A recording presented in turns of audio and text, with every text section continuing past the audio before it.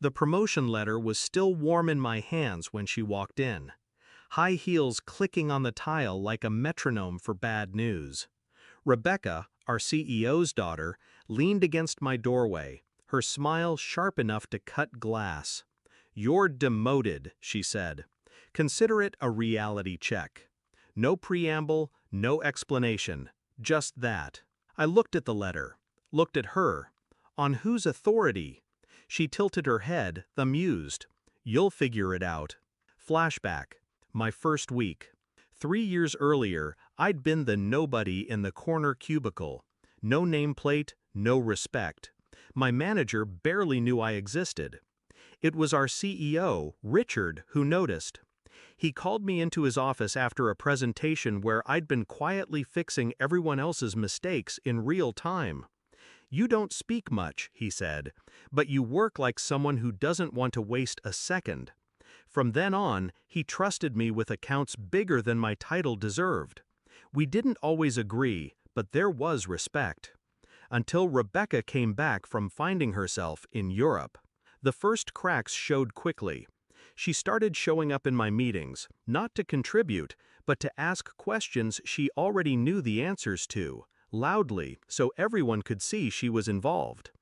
She'd slide into my office chair when I was away, scroll through my files, leave my desk drawers slightly open like breadcrumbs. Clients I'd nurtured for years started getting calls from her, casual check-ins that somehow turned into offers to move their contracts under her personal oversight. Still, I stayed quiet, watched, waited. The promotion changed everything. It was official, senior account director. My pay doubled, my influence tripled. The CEO himself handed me the letter. Rebecca wasn't in the room. I should have known that was the problem. By the time she showed up in my office that morning, the paperwork was already filed. But titles, I'd learn, mean nothing when your enemy sits at the dinner table with the man who signs your checks. I went to HR. They smiled like it was all a joke. "Rebecca's just passionate. Best to stay on her good side." I left their office without a word. Because in that moment, I understood something important.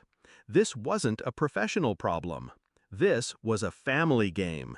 And you don't beat family by following their rules. The plan started that afternoon. Step 1. Move every single valuable piece of my work off the company servers. Contracts, performance reports, client histories. Copied, encrypted, stored. Step 2. Strengthen every client relationship with me, personally. Lunches, late-night calls, free advice that wasn't billable but solved their problems instantly. Step 3. Find the cracks in Rebecca's armor. It didn't take long. She liked attention more than she liked follow-through.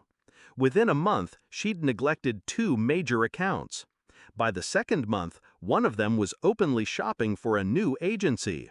I made sure they knew exactly where to find me. 4 hours after Rebecca's little power play, I had my exit ready. I handed in my resignation to Richard directly. Calm, professional, no hint of the storm underneath. He didn't even look up from his desk.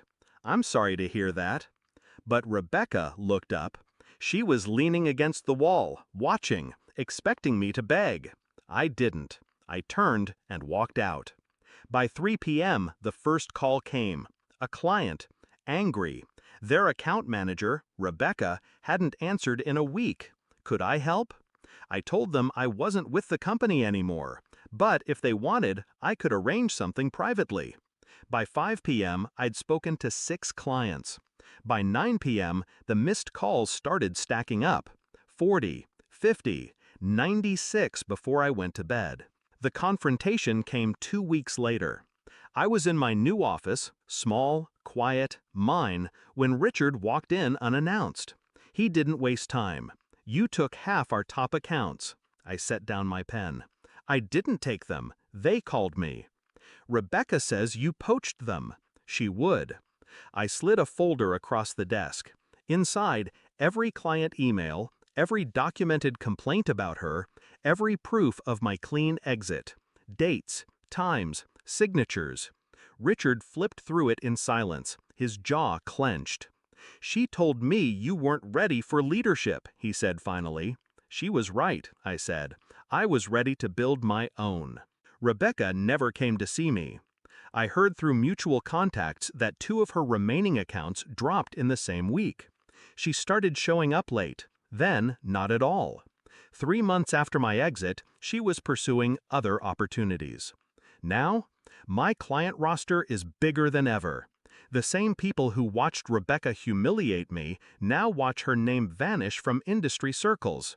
I don't hate her. I don't even think about her much. But every once in a while, when my phone rings late at night and a new client says, "We heard you get things done," I remember that morning.